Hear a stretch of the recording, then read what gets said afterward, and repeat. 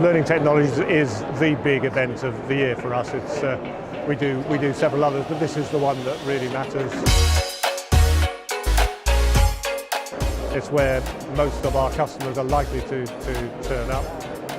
So I think we've got a really good stand this year. We've been extremely busy for the whole of the 2 days. We're giving away free unicorns to anybody who can beat our little game, which has been proved very popular indeed.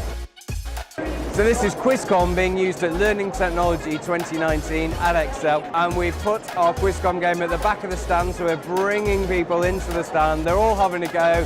Whilst they're waiting to play, we're talking about all the other amazing services that Unicorn offer and can help clients with to learn their topics.